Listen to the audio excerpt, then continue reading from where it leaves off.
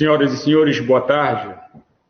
Em nome da excelentíssima senhora desembargadora Célia Regina de Lima Pinheiro, presidente do Tribunal de Justiça do Estado do Pará, e do excelentíssimo senhor desembargador Leonardo de Noronha Tavares, diretor-geral da Escola Judicial do Poder Judiciário do Estado do Pará, saudamos a todos e a todas que participam deste webinário e diálogos, privacidade de dados e o Poder Judiciário.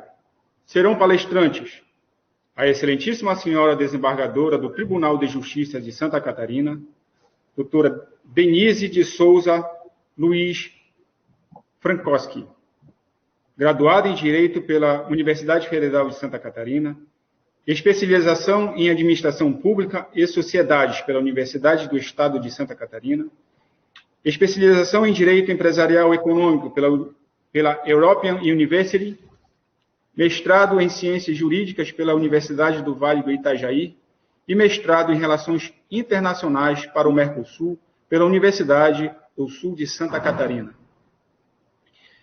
E o Dr. José Nava Júnior, graduado em Direito pela Faculdade de Direito do Norte, pioneiro em Jacarezinho, Paraná. Serão mediadores o juiz de Direito do Tribunal de Justiça do Estado do Pará, Dr. Fábio Benese Póvoa, especialista em gestão pública e infância e juventude, e membro do Comitê Gestor de Proteção de Dados Pessoais do Tribunal de Justiça do Estado do Pará. O engenheiro eletricista Paulo Roberto Martins Cunha, servidor do Tribunal de Justiça do Estado do Pará, bacharel em Direito, especialista em Segurança da Informação, membro do Comitê Gestor de Proteção de Dados Pessoais do Tribunal de Justiça do Estado do Pará. Usará da palavra para fazer a abertura desta programação o juiz de Direito, Dr. Fábio Benese Póvoa. Bom, boa tarde a todos, sejam bem-vindos.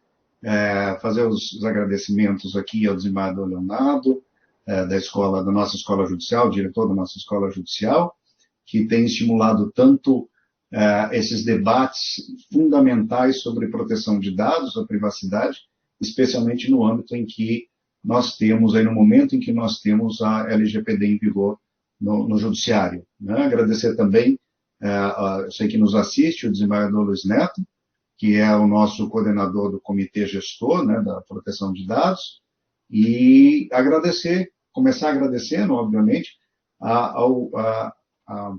presença, a aceitação do nosso convite, o Dr. José Nava Júnior e a doutora Denise. Dizer que é um prazer imenso tê-los aqui no nosso ambiente, na nossa escola, dizer que estávamos ansiosos por esse momento, porque as histórias do José Navas, como eu já estudei com ele lá nos livros do ensino médio, já conheço muitas e são muito boas, e já vi alguma produção da desembargadora Denise também, que estou ansioso por ouvi-la. O Paulo, se você quiser falar alguma coisa, também agradecendo por dividir esse espaço, né? A gente pensou na interdisciplinariedade, alguém do jurídico, mas alguém também da área da tecnologia da informação, já que, na verdade, essas coisas se confundem, né, cada vez mais interdisciplinar. É um grande momento e uma felicidade muito grande poder estar aqui junto com pessoas tão gabaritadas. A desembargadora é uma referência desde que eu comecei a estudar sobre a LGPD.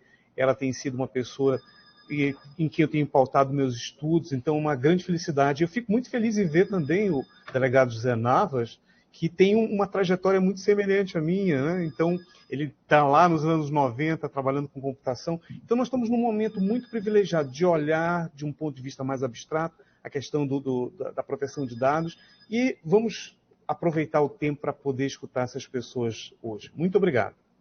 Perfeito, Paulo, obrigado. Só para deixar todo mundo ciente da estratégia, do que nós pensamos aqui para o nosso público, primeiro o Dr. José Navas vai falar sobre a história da proteção de dados, como surgiu a necessidade no mundo, como é a proteção de dados, e em seguida a desembargadora vai fazer um apanhado da proteção de dados no Poder Judiciário, a importância que tem dentro do Judiciário a nossa Lei Geral de Proteção de Dados. Então, sem prolongar muito, né, para poder contar com todo esse conhecimento, eu gostaria de passar a palavra a você, Dr. José Nava Júnior, para a sua apresentação.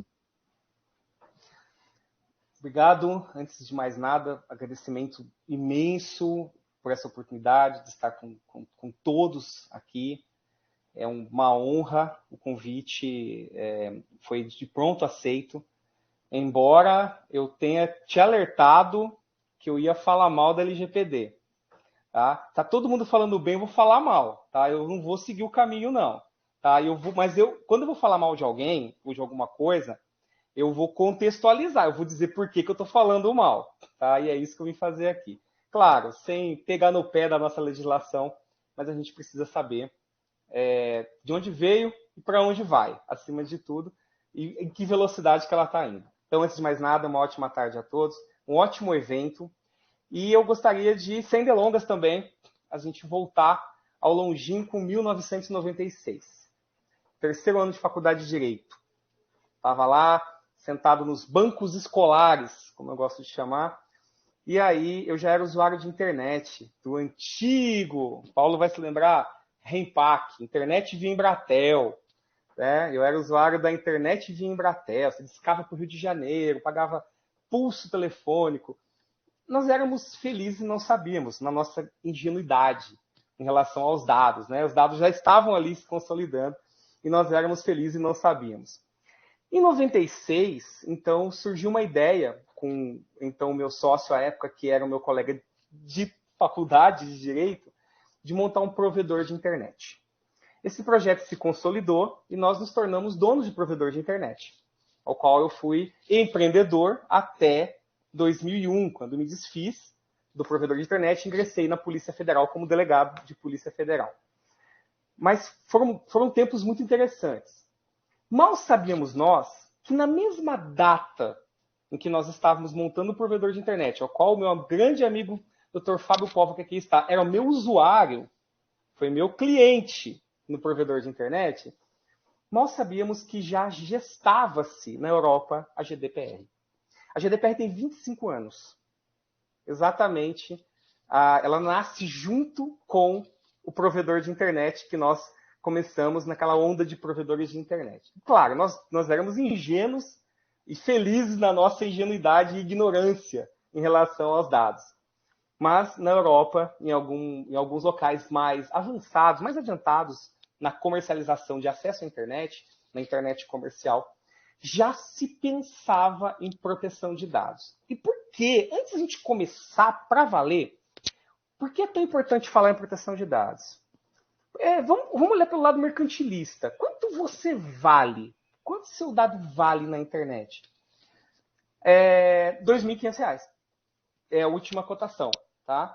Um dado A1. O que é um dado A1? É aquele dado que eu sei quem é você, o que você faz, a sua altura, a sua idade, os seus gostos. Esse dado A1 de um cliente cadastrado, qualificado, ele vale R$ 2.500.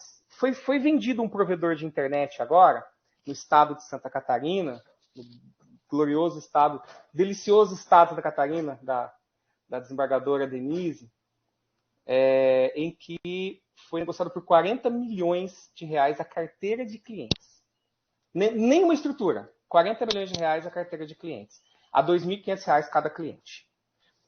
E aí, nós começamos a entender, então, por que é tão importante a LGPD e por que ela precisa ainda avançar muito mais e por que o dado é o novo petróleo. E aí, sempre que nós temos valores envolvidos, dinheiro, interesses, o Poder Judiciário está lá. Nós precisamos tutelar essas relações. Muitas vezes de pretensões existidas e muitas vezes até mesmo como mediações e conciliações afeitas. Pois bem, vamos fazer uma evolução rápida. Vamos sair de 96. Até 2015, nós continuávamos felizes e não sabíamos. Por quê? Porque dado era dado. Nós tínhamos dados, nós fornecíamos esses dados em formulários, nós armazenávamos esses dados em sistemas computacionais, corporativos, governamentais, privados, não importa. E era muito fácil explicar isso. O meu dado está lá. Meu dado é meu nome, meu endereço, telefone, movimentação processual, decisões, despacho interlocutório. Está tudo lá. São dados.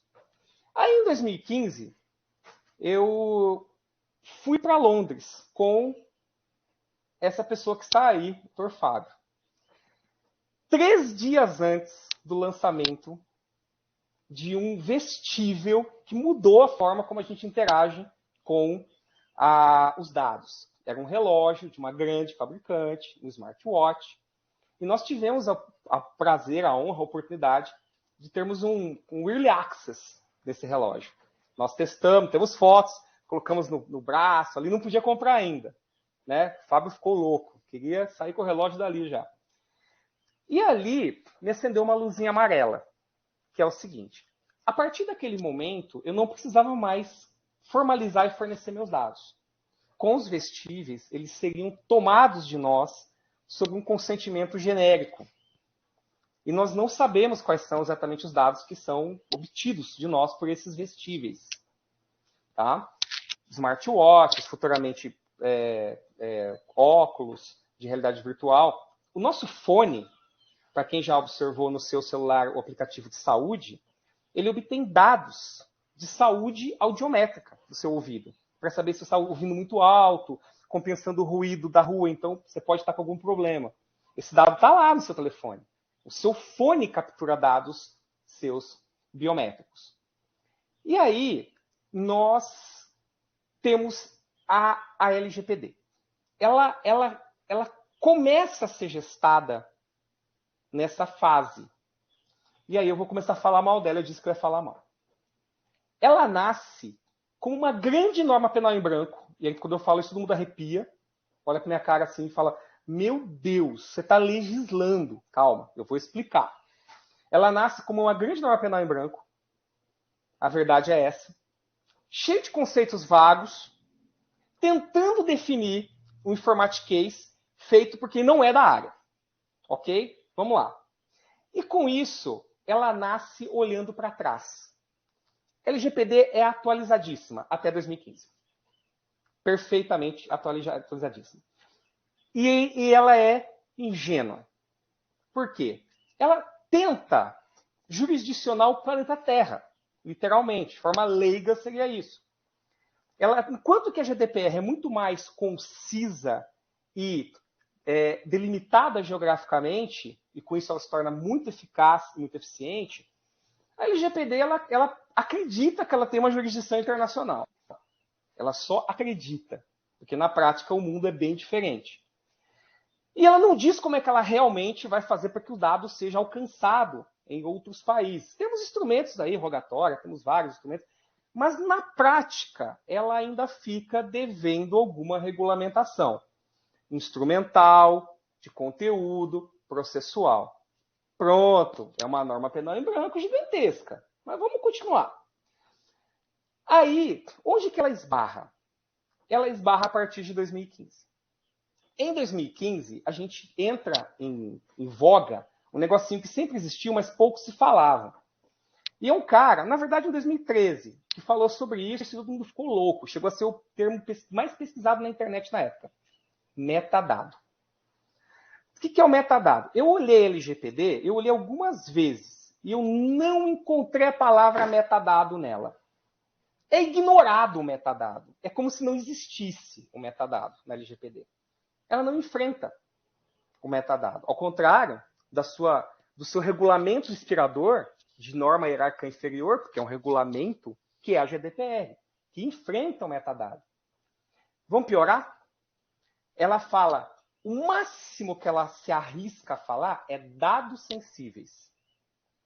Ela não define o que são dados sensíveis. Ela não fala em dado biométrico.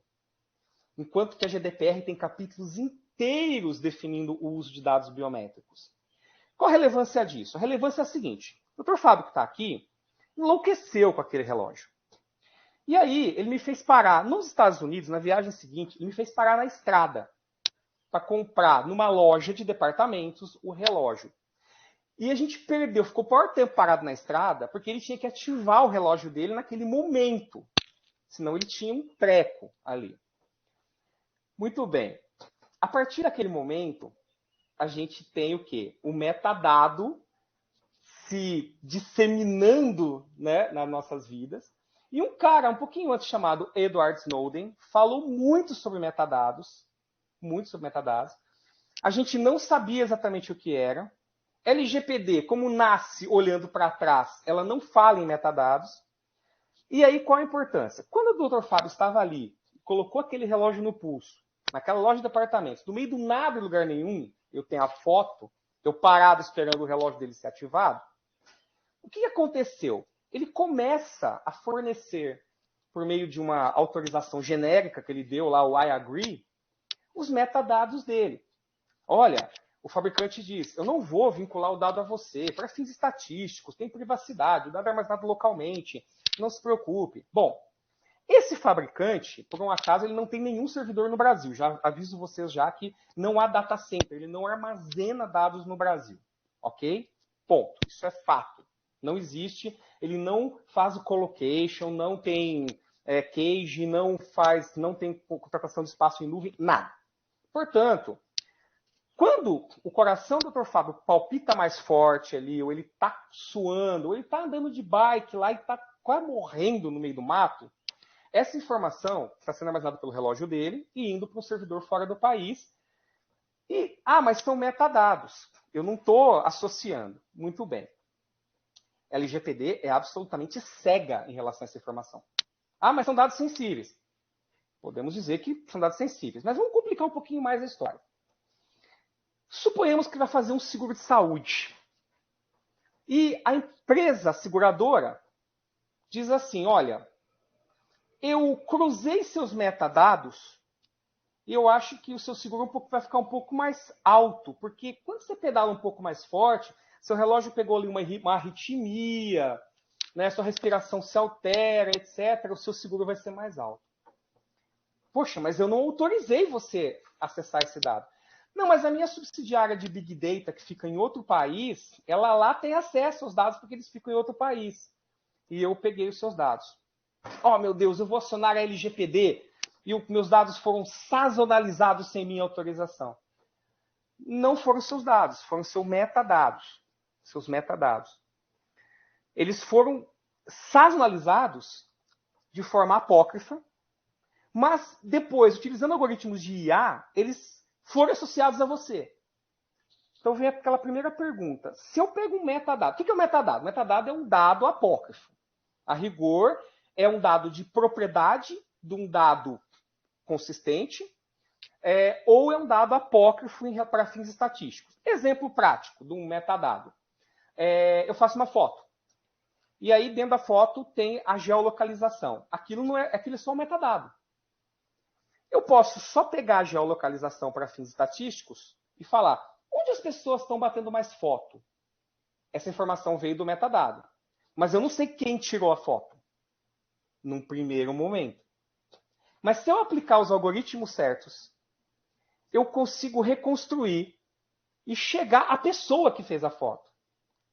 E, em função disso, vincular dados, metadados, às pessoas. E a LGPD aí dá um nó, porque ela fala dados sensíveis. A sua geolocalização é um dado sensível? Não sabemos. Talvez sim, talvez não. Seu batimento cardíaco, a sua temperatura é um dado sensível? E aí a gente começa a pensar, precisamos regulamentar isso. Grande norma penal em branco. Foi o que eu falei. A LGPD é uma grande norma penal em branco. Tá? Muito bem. Agora vamos concluir. Feitas essas considerações, se eu reconstruir o seu metadado, que a LGPD não enxerga, ela trata como dados sensíveis. Porque ela nasce olhando para trás, para 2015. Tá? Se eu reconstruir esse dado e conseguir chegar até você e te direcionar marketing, por exemplo, marketing direto, porque eu consegui juntar metadado com dado, cheguei até você e começo a te fazer um flow de dados. Por exemplo, eleições. Eu consigo com isso colocar você numa bolha eleitoral. Eu consigo te direcionar a sua vontade como eleitor, manipular a sua vontade, utilizando o conceito de bolha, tão bem explorado num documentário Netflix chamado O Dilema das Redes Sociais, que explica o fenômeno das bolhas de informação. Utilizando os metadados, se eu conseguir fazer isso, eu fui ou não lesado de alguma forma? A LGPD prevê ou não os instrumentos para coibir esse marketing direto, eleitoral ou não? E eu já digo que, pelo que se observa, se prevê de forma eficaz, se assim entendermos, muito aquém da co-irmã, a GDPR, que tem mecanismos específicos para tratar marketing direto, inclusive eleitoral, e utilizando metadados. E aí, por final, para não me delongar, porque essa conversa ela é chata quando você fala de metadados, porque é um negócio tão intangível. A gente tem um fenômeno, isso eu tenho que falar o nome do produto, não tem jeito. A gente tem um grande fenômeno do TikTok. O TikTok, eu particularmente não gosto do conteúdo distribuído por ele. Não ria, Dr. Fábio, que compartilha comigo conteúdos TikTok só para me deixar bravo. Mas eu tenho que dar o braço a torcer. É uma plataforma tecnologicamente tão sensacional de metadados, tão à frente, até mesmo do GDPR, que ela consegue, com base no tempo que você fica observando, por exemplo, uma postagem de pet, a posição do dedo que você coloca na tela, se tiver no computador, a posição do mouse que indicia o seu centro de atenção, ele consegue extrair dados desses metadados de forma tão eficaz que, mesmo sendo obrigado a ser vendido para uma empresa americana para continuar operando nos Estados Unidos, a questão operacional, a base de dados, etc., não entrou no acordo, e por isso o acordo não se aperfeiçoou, o algoritmo de metadados. Por quê? Porque isso vale ouro. Isso é petróleo. Eles sabem fazer coisas com esses metadados que a nossa legislação ela não trisca. E daqui a pouco nós estaremos sendo colocados dentro de bolhas de informação, recebendo marketing direto, tendo dados biométricos coletados por algoritmos tão bons quanto o TikTok ou outros, não estou dizendo que o TikTok está fazendo isso, o algoritmo é muito bom, ele mostra o potencial do que existe hoje em tempos de mercado, todo mundo quer esse ouro, onde nós não vamos valer mais R$ 2.500, nós vamos valer mais de R$ 20 mil. E aí o direito e a legislação que o embasa vão ter que dar um salto, vão ter que entender metadados, como é que se constrói dado a partir de metadado, sazonalidade de dados, onde os dados estão, princípio da ubiquidade cibernética, tá? Que nós nem começamos a triscar ainda esse assunto quando falamos de LGPD, e aí sim nós estaremos diante de um problemão. Bom, o que eu ia falar hoje era isso. Eu ia falar mal da LGPD e trazer um monte de problema e nenhuma solução. Tá? É isso, por enquanto. Obrigado, gente. Obrigado, Donato. Depois a gente vai deixar aí as perguntas para o final, mas já de antemão é realmente um super problema, né? Aquilo que, para além dos dados, né? Que consegue obter as nossas tantas informações. Desembargadora Denise, a palavra da senhora, fique à vontade. Uma boa tarde a todos que estão nos assistindo, muito obrigada pelo convite, estou muito honrada e muito feliz de poder compartilhar com vocês algum experimento, né, de LGPD. Quero avisar o José Navas que eu vou ser uma espécie de advogado de defesa da LGPD, muito embora tenha ciência de que as suas palavras estão corretas, absolutamente corretas. Ela é uma legislação que ainda vai precisar de muita regulamentação, enfim. Mas no meu grau de defesa, depois eu te explico por que eu acho que ainda assim ela é muito boa. Então é um prazer enorme, eu vou tentar aqui ser breve, não sei se eu vou conseguir. Se eu extrapolar o tempo, por favor, me avisem. Mas eu gostaria de passar com vocês, nessa oportunidade, alguma experiência que eu já obtive. Nós, no TJ, eu particularmente trabalho já com implementação desde 2018, bem antes da lei entrar ainda ativamente em vigor. Nós já estávamos elaborando uma metodologia para implementação. Então, é isso que eu vou tentar dividir com vocês. E hoje, somado às palavras do José, eu serei a advogada de defesa, então, da LGPD. Eu vou explicar por que eu entendo que, apesar de tudo, ela é uma boa legislação, que ela veio no momento certo, e eu faço muito um comparativo com o CDC há 30 anos atrás. A gente não imaginava hoje, depois de 30 anos, que a gente fosse ser tão dependente do CDC para qualquer coisa.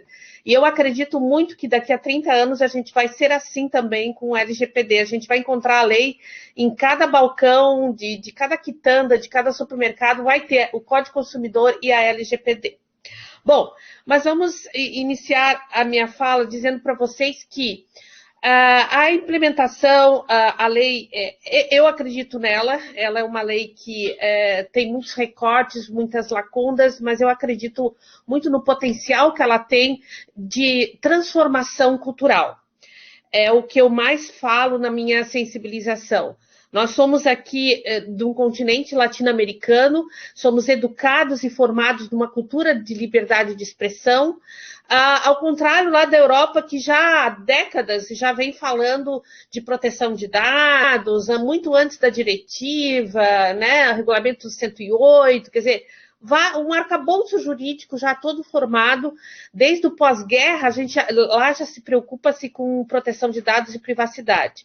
Aqui no Brasil a coisa não é muito bem assim, e é por isso que eu acredito nela como um ente de transformação cultural, e eu sempre faço esse link dizendo que o grande protagonista desse movimento cultural vai ser cada um de nós. Se cada um de nós, na nossa vida privada e na nossa vida social, puder fazer essas mudanças culturais, transmitir isso aos nossos filhos. Eu tenho uma filha de 17 anos e eu procuro transmitir a ela as questões de privacidade, de proteção de dados, e ela é uma menina que ela não tem rede social ainda, porque eu disse que só depois dos 18 anos, e ela cumpre isso rigorosamente, e a gente compartilha a minha rede social, então eu tenho acesso, ela também tem, porque dela mesma própria eu sempre recomendei que não fizesse por uma questão de privacidade, de proteção da legislação menorista, né, na época que existia. Isso as pessoas estranham muito eu falar, mas eu digo que é possível sim se educar um filho hoje com proteção de dados e privacidade, desde que você seja esse protagonista, desde que as suas atitudes demonstrem que você tem essa preocupação com esse lado tão particular e ao mesmo tempo tão público hoje nessa nossa vida de informática, informacional, enfim. Eu diria hoje, José e Fábio e Paulo, eu diria hoje que a principal dificuldade que eu tenho de explicar a implementação da LGPD seria fazer as pessoas entenderem que ela é muito mais do que uma implementação de TI, de uma implementação de segurança da informação ou até mesmo uma implementação jurídica. Ela vai muito mais além disso. Ela extrapola essas fronteiras, justamente por essa plataforma de revolução cultural. É onde eu me apego para dizer que a lei realmente é muito boa, porque ela vai forçar, ela vai obrigar, de certa forma, você a mudar a sua conduta pessoal. Hoje você vai, o brasileiro é assim, a gente vai e disponibiliza o nosso CPF lá na nossa farmácia, no nosso supermercado, mas a gente não sabe, e o José que entende disso, o José e o Paulo vão acho que concordar comigo, a gente não sabe a que nível de tratamento nós estamos sendo submetidos, a ponto de que o nosso, digamos, seguro de saúde vai chegar e vai dizer, olha, o seu seguro realmente vai ser mais alto porque a senhora é hipertensa, a senhora é asmática, e eu vejo aqui porque a senhora utiliza medicação praticamente mensal e contínua. Então, são essas disponibilidades que a gente faz de dados hoje de uma forma muito espontânea, sem se preocupar com o que vai acontecer com esse tratamento de dados.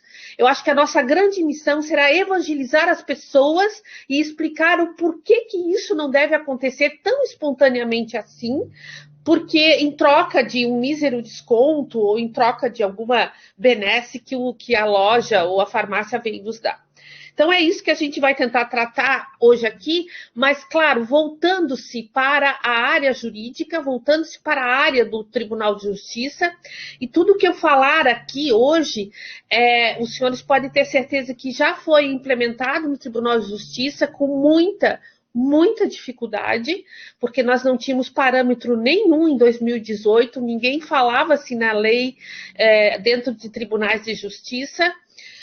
Na época eu encomendei esse processo, na verdade eu encomendei projetos para minha assessoria, a gente costuma sair para o shopping para tomar café e com os meus 2 secretários jurídicos, e a gente é um casal de secretários e a gente faz a elaboração de gestão de gabinete, enfim. E lá em 2017 para 2018 eu disse, olha, eu quero pensar fora da caixa, vocês me tragam projetos que me façam pensar além do direito público que eu trabalho todos os dias na minha Câmara. E eles me trouxeram 4 projetos um mês depois. Eram todos muito bons, mas eles me advertiam. Este projeto da LGPD é o mais complicado e o mais difícil, não se tem referencial. Eu disse, bom, então nós vamos fazer esse. Porque eu sou movida a desafio, eu gosto de desafio. E eu escolhi esse projeto para poder iluminar o dia a dia, iluminar a nossa cabeça, não só pensar em legislação nua e crua, não ser um positivista apenas praticante, o artigo tal dá essa solução, o artigo tal dá a outra.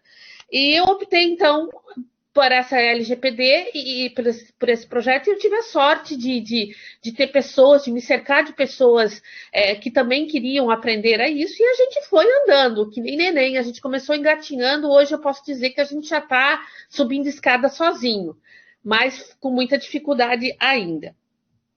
Então, por causa disso, eu já consigo elencar hoje para vocês algumas situações, algumas tarefas que a gente tem que fazer para aprimorar e para alocar a implementação dentro dos TJs.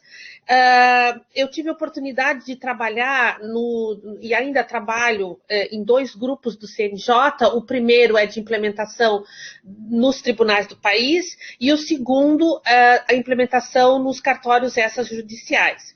E lá a gente trabalha muito essas questões da legislação a nível nacional. E a resolução 363, que os senhores devem conhecer, fui eu que minutei na época por estar no grupo, e é claro que ela foi recheada de outras contribuições, porque lá tinham pesquisadores, ministro Cueva, conselheiro Ávila, então tinha muita gente trabalhando, mas assim, eu posso dizer para vocês que 90% dessa resolução é um espelhamento do que eu vou falar para vocês, e é um espelhamento da experiência do TJSC. Então, a gente tentou dividir com os tribunais, e eu lá argumentava para o ministro Cueva e para o conselheiro Ávila que a gente precisava dar um rumo para os tribunais. Porque os tribunais me ligavam quase todos os dias. Como eu faço? O que eu faço? Por onde eu começo? Eu digo, calma, a gente está fazendo uma legislação, está trabalhando no grupo e a gente vai fazer isso em consonância com o CNJ. E eu tranquilizava os tribunais. Aí eu dizia, vocês não podem fazer nenhuma resolução imperativa ou impositiva. É impossível. Eu estou trabalhando há quase 3 anos e ainda estou no início da implementação. Então, não exijam dos tribunais aquilo que eles não vão poder fazer. E eu dizia que eles precisavam mais era de uma norma de passo a passo, de direcionamento, para que os tribunais ficassem e pudessem fazer essa implementação de uma forma ordenada. E foi isso que a gente tentou construir com a 363. Ela não é perfeita também, como a LGPD, mas ela traz digamos assim, muitas luzes para aqueles tribunais que mal começaram a pensar em LGPD.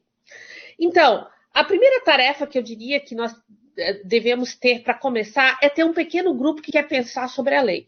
Esse pequeno grupo é pequeno mesmo, porque era eu e esses 2 assessores, não existia mais ninguém no tribunal. A gente fez uma varredura, conversamos com a presidência, com alguns departamentos, e a gente descobriu que ninguém nem sabia o que era essa lei. Então, quanto mais conhecê-la. Então, eu digo, bom, é por aí que a gente vai começar. Então, eu digo sempre que se começa por um pequeno núcleo, e depois a gente avança com uma apresentação, e foi o que a gente fez na virada de 2018 para 2019, com a nossa presidência, que não é esta hoje, já era da presidência anterior. A gente tem que fazer, e eu recomendo isso no artigo do meu livro, uma apresentação para a cúpula From the Top. A gente é obrigado a apresentar esse projeto, por quê? Porque é a cúpula da organização, quer seja pública ou privada, que vai tentar se engajar ou não nesse projeto. Se ela disser não para você, tchau e benção, você não vai conseguir fazer nada. Nem lá na iniciativa privada e muito menos na iniciativa pública. Então, você tem que vender muito bem o seu peixe. Você tem que sensibilizar muito essa cúpula From the Top. E nós fizemos isso, e por isso eu digo que a minha experiência é uma experiência muito empírica, muito prática. A gente usou apenas 20 minutos. E eu digo, não use mais do que 20 minutos. O gestor, o CEO ou o gestor da esfera pública, ele não tem tempo para ficar escutando você 1, 2 ou 3 horas que você poderia falar. 20 minutos está de bom tamanho e acho que você consegue realmente explicar para ele, numa explicação assim muito rápida, com slides. Eu acho que slides, infográficos, eles dão muita empatia e simpatia para quem está ouvindo, e você consegue explicar o que é o projeto, consegue dizer por que é importante a sua organização ter essa compliance com a lei, por que essa lei realmente ela vai produzir esse movimento cultural e, digamos, prático na nossa organização. Se essa cúpula comprar o teu peixe e ela disser aprovar essa tua proposta, ótimo, parabéns, você já conseguiu vencer o primeiro obstáculo. E foi isso que a gente conseguiu fazer lá em 2019, bem no iniciozinho do ano, na virada de presidência, que a gente abordou o nosso presidente novo na época. Então, esses seriam alguns pequenos movimentos preparatórios que eu poderia dizer para vocês que funciona muito, muito bem. E você tem que, na verdade, tentar quebrar essa resistência dessa tua cúpula From the Top, porque a resistência à mudança as pessoas têm naturalmente, nós somos pessoas, e a gente tem aversão à mudança. Eu não tenho, mas isso é uma particularidade. Né? Eu dizia para o José, lá em 1990 eu comprei um computador jurássico e eu aprendi sozinha, ninguém me ensinou a computação. Em 96, quando nós fomos na minha comarca de Palhoça, a gente foi, digamos assim, a primeiro projeto piloto para a formatação da utilização do SAGE, né? Do nosso processo eletrônico. E a minha turma, quando o SAGE chegou, a turma chegou, eles, nossa, mas eles já têm noção. Eu peguei eles, dei aula particular durante 2 meses, para eles perderem o medo do computador e saírem da máquina de escrever. Eu sempre falo, eu sou da linha jurássica, eu sou filha da máquina de escrever e do Telex. Eu comecei lá atrás. Mas eu digo para vocês, não tem coisa melhor do que computação, do que tecnologia. Apesar de tudo, todos os, digamos assim, os ônus que nós temos que pagar com o cuidado que nós temos que ter com a informação. Bom, então você tendo essa primeira start dado já com a cúpula, você vai precisar agora capacitar as pessoas que querem conhecer a lei. Nós lá atrás não fizemos a nomeação de um comitê imediato, a gente tentou trabalhar nesse pequeno grupo primeiro. Lá atrás, antes da pandemia, nós chegamos até a fazer um projeto básico para licitar uma consultoria, que foi totalmente abortado. Nós trabalhamos 5 meses, não se tinha nenhum edital referencial para um projeto básico, tínhamos apenas, no final dos 5 meses, a gente encontrou um da Copel do Paraná, mas era um edital muito grande, maior do que a gente queria, e a gente tem que fazer um recorte. Só que que esse projeto foi abortado, veio a pandemia, não se tinha dinheiro para nada, tchau, esse processo está guardado. E hoje eu dou graças a Deus, porque eu acredito que foi a melhor coisa que podia ter acontecido. E me falava isso uma pessoa do meu comitê lá atrás, quando a gente estava assistindo a apresentação de pessoas de tecnologia, e ele me disse, olha, desembargadora, não tem ninguém que entenda melhor da nossa organização do que nós próprios. Eu acho que nós podemos fazer isso. E hoje eu digo para vocês, nós podemos e vocês podem sim fazer sem qualquer, a custo zero, tá? Porque é o que a gente está fazendo já há quase 4 anos a custo zero. Bom, a gente precisa definir hoje, com a lei já em andamento, e por isso eu vou, não vou mais me alongar, porque eu sei que vocês já estão também nessa trilha, né? Nós precisamos ter bem definido as figuras do controlador, operador e encarregado. Os agentes de tratamento, o controlador e o operador, precisam ser bem definidos, principalmente na gestão pública, porque isso implica você já abreviar a solução de muitos problemas que pode advir no futuro. Lá atrás, ainda não se tinha o guia orientativo da ANPD, que graças a Deus saiu esse ano e nos deu um norte para essas figuras. Então, lá atrás, eu assisti pessoalmente muitos tribunais, muitas corporações públicas indicando inadequadamente o seu controlador ou mesmo operador. Então, eu vou abreviar dizendo que o controlador no TJSC não é o presidente do Tribunal de Justiça, não é ele. O controlador é o TJSC com o seu CNPJ representado por aquele presidente que estiver exercitando a sua gestão. Então, isso é muito importante para tribunais, atribuir muito bem essa visualização do controlador. Não é o presidente, é o tribunal como instituição jurídica. Porque qualquer ação futura também não vai vir contra o tribunal, vai vir contra o Estado. Então, a gente tem que atribuir essas responsabilidades de forma dinâmica, mas de forma correta. Operador, e eu falava isso, Paulo, lá para os meus TIs, quando eu comecei a minha sensibilização, as primeiras pessoas que eu chamei foram os meus TIs, porque eles estavam apavorados. Eles achavam que iam ser transformados todos eles em operadores. E em 1 minuto eu tirei essa ruga de preocupação deles. Eu digo, nenhum de vocês será tido como operador. Por quê? Vocês são a extensão da Manus das ordens do controlador. Então, nenhum de vocês vai exercitar realmente essa figura do operador. Quem é o operador, então, dentro do Tribunal de Justiça? Exemplo, a Microsoft, quando eu contrato o serviço de nuvem para guardar os meus dados dentro do Tribunal de Justiça, ou fora, né? Fora, na nuvem. Então, esta pessoa, essa figura, vai ser tida como operador. Então, toda a figura externa, isso está lá na nossa política de privacidade. Vocês podem visualizar através do nosso site. Depois eu vou explicar como é que vocês entram lá no nosso hot site LGPD. E lá vocês vão conseguir visualizar que nós já fizemos isso. E nós fomos ainda um pouquinho mais além, trazendo a experiência europeia, e a gente pode usar muito dela por analogia. Nós qualificamos a figura do co-controlador.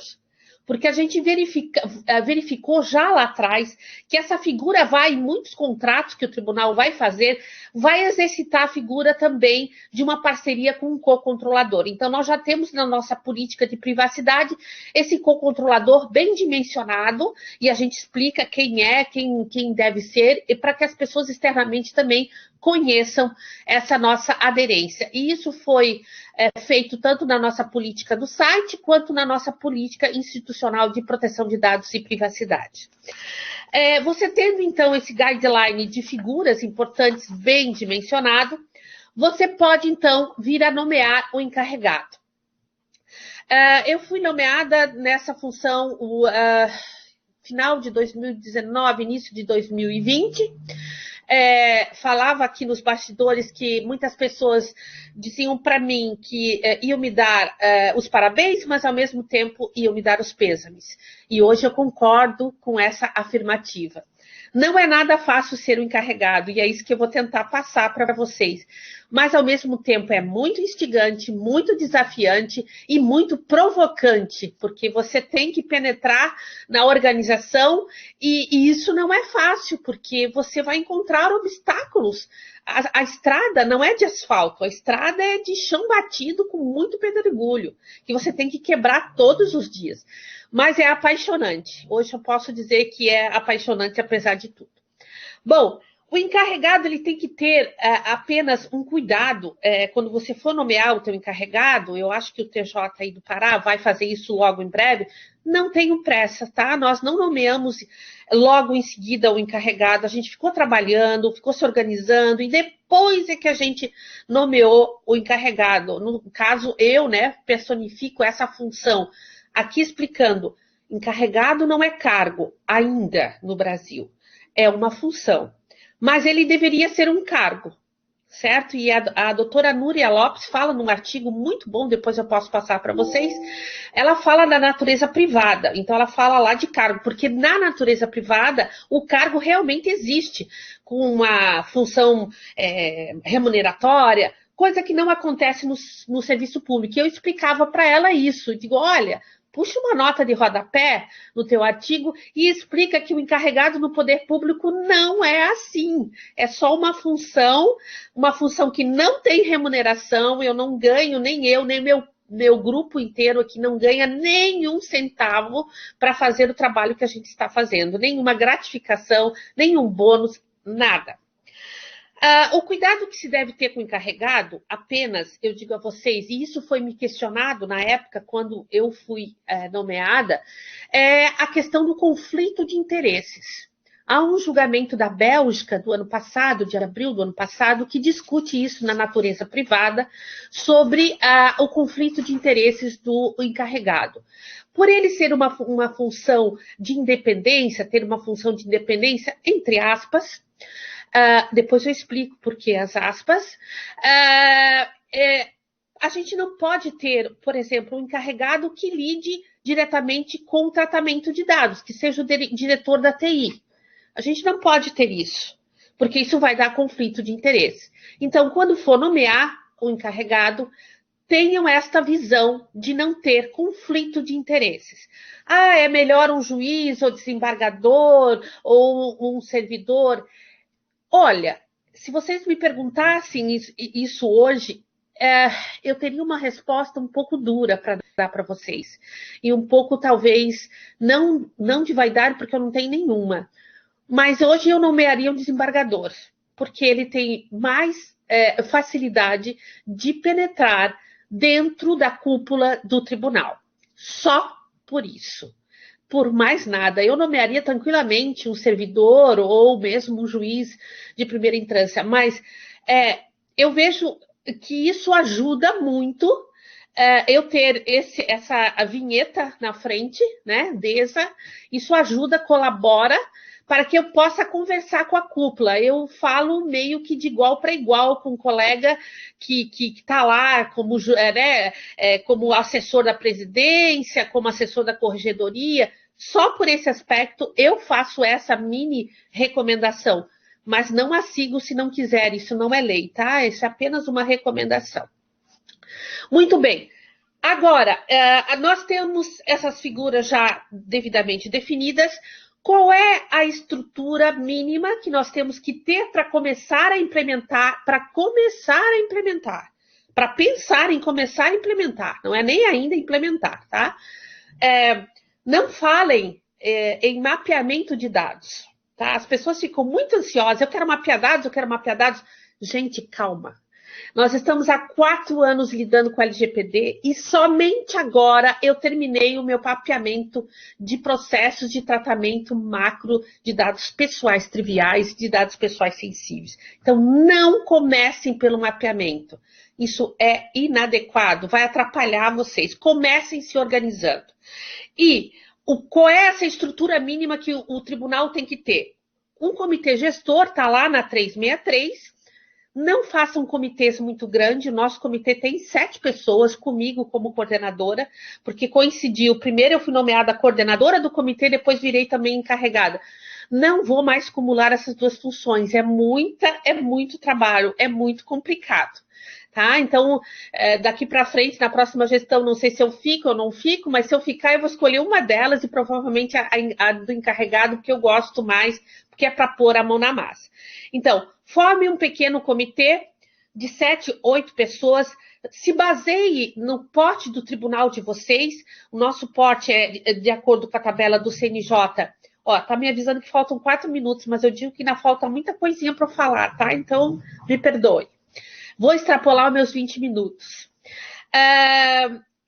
Tenho esse comitê pequeno e à medida que vocês forem necessitando de mais expertise de outras sessões, vocês vão agregando depois dentro do comitê. São Paulo nomeou lá 30 e poucas pessoas. Eu, particularmente, acho prejudicial. O trabalho não anda, não acontece. Mas como São Paulo é um mundo diferente, eu não estou nem criticando, é porque eles têm um mundo diferente de dados muito grandiosos. Então, a gente observando a estrutura, o porte do nosso tribunal, nós somos um porte médio, acredito que vocês também sejam de porte médio. O Paulo está me dizendo que sim, então, olha, a roupa vai servir direitinho, o manequim é o mesmo, tá? Porque o nosso é de porte médio. Então, você tem esse comitê, depois você nomeia o encarregado e depois você faz, o encarregado elege um pequeno grupo, que é o grupo de trabalho, chamado grupo de trabalho técnico. A gente indica as pessoas, eu tenho 4 pessoas nesse grupo, apenas uma, que a partir desse ano está comigo, que é o meu TI, o Giovanni Moresco, veio definitivamente, mas todos têm cumulação com outras funções, assim como aqueles membros do comitê e os membros do grupo de trabalho técnico. Quando eu falo grupo de trabalho técnico, aqui eu entro com tecnologia da informação, segurança da informação e a parte jurídica do tribunal. Então, eu tenho 3 pessoas e uma quarta, porque me ajuda a secretariar, que é o meu secretário jurídico, e também acumula as funções de secretário do comitê, porque o comitê tem que ter um secretário.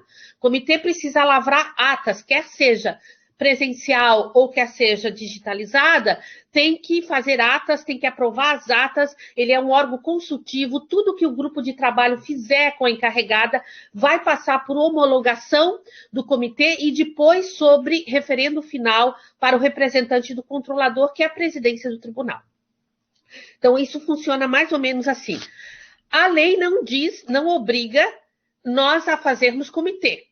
Tá? A LGPD não fala nada de comitê nem de grupo de trabalho, mas a gente traz essa experiência da União Europeia, que lá eles têm, não é chamado meio de comitê, eles têm outra denominação, mas eles têm esses órgãos consultivos que ajudam a implementar isso, lá não nos tribunais, porque foi excepcionado pela lei, mas nas organizações estatais também.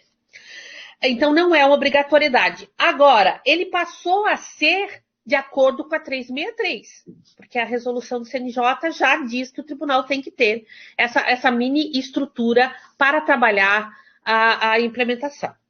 Então, eu vou me adiantando aqui para dizer para vocês que depois da nomeação do encarregado, depois da nomeação desse grupo de trabalho, você já pode dar o start inicial para começar a formatar a sua implementação.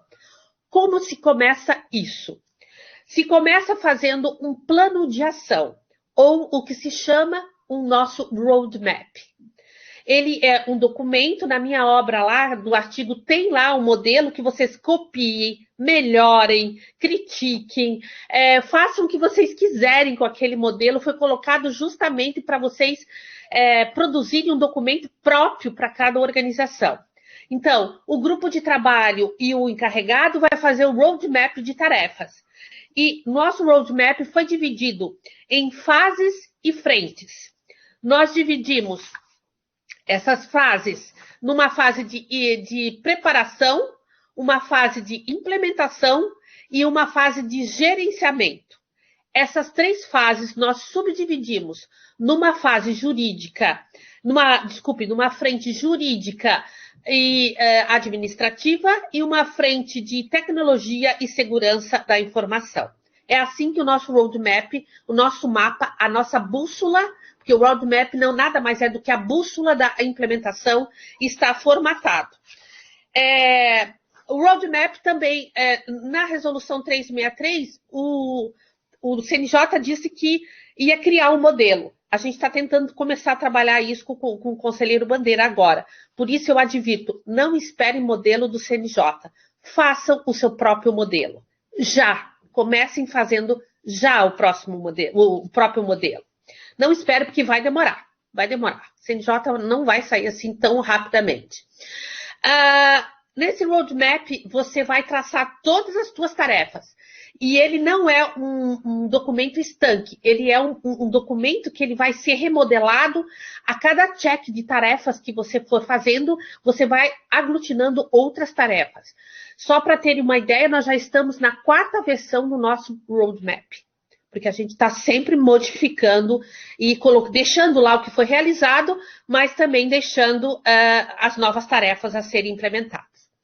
Muito bem, você fazendo esse roteiro, você submete esse roteiro à homologação do comitê, o comitê submete à presidência, dando ok, você começa a trabalhar. Quem, na verdade, vai trabalhar é o encarregado e o seu grupo de trabalho. O comitê vai ficar meio que no observatório, e só para homologar aquelas tarefas que precisam ser homologadas. Agora eu vou passar para vocês o roteiro mínimo de implementação. Como começar a implementar a LGPD no Tribunal de Justiça do Pará. Primeiro, nós fizemos, e eu recomendo que faça, uma identidade visual, um visual law do projeto de implementação. Se vocês forem na nossa página lá, nós temos o nosso site TJSC, vocês abram lá. Na coluna da direita, vocês vão ver um coraçãozinho e lá embaixo vocês vão ver um cadeado. Vocês cliquem lá, vocês vão entrar lá, vão ver nosso visual law, a nossa marca. Por que a gente quis fazer? A gente fez um congresso internacional, um simpósio, internacional em 2019 e nós utilizamos essa marca visual. E essa marca provocou tanta agregação de cultura, que nós resolvemos deixar essa logomarca como logomarca do comitê, do grupo do trabalho e do encarregado. Por quê? Porque hoje, quando você vê isso lá na nossa página do nosso tribunal, na página maior, você sabe que é trabalho do comitê, trabalho da implementação da LGPD. Quando a gente faz um documento para a presidência, a gente usa. Quando a gente faz um documento para o CNJ, a gente usa. Então, a gente usa a nossa logomarca em tudo. Eu recomendo que faça. Isso ajuda a fixar a cultura da proteção de dados e privacidade dentro da organização. Depois, como tribunal, lá atrás, a gente criou... Por que eu estou falando lá atrás? Porque depois eu vou dar aqui um spoiler e acho que o José Navas, se não conhece, vai querer conhecer, porque eu tenho uma ferramenta hoje tecnológica muito boa e que a gente formatou em razão da nossa necessidade de não se afogar no mar que a gente estava quase se afogando. E já vou explicar o porquê.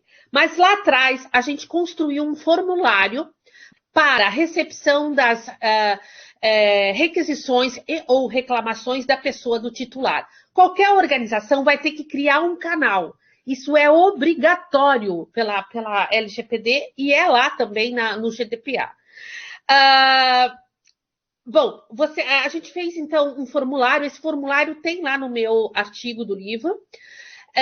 Esse formulário foi feito junto à ouvidoria. Nós estávamos em pandemia, nós não tínhamos estrutura criada ainda para o comitê, então a gente fez via ouvidoria, usamos, aprimoramos, e para implementar quase nenhuma, quer dizer, nenhuma, o José vai me entender o que eu estou falando, nenhuma segurança, apenas um pequenino obstáculo, nós colocamos lá que a pessoa devia se identificar colocando o nome da mãe. Porque normalmente é o que fazem aí nas outras organizações. E por que eu digo isso? Eu não quero adiantar muito, porque eu vou estar dando spoiler da minha fala final, então eu não quero adiantar muito. Mas isso foi feito lá atrás, e a gente criou esse formulário.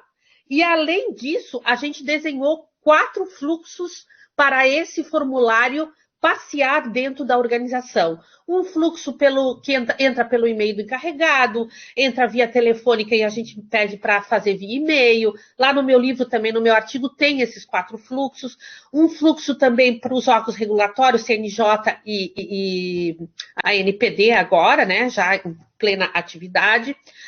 Então a gente fez isso, construímos 4 fluxos e deixamos rodar. Vamos ver o que vai acontecer. Segurança, 0. Nenhuma segurança de que o José Navas ia pedir os dados dele no tribunal e eu estaria dando para o José Navas. Segurança 0.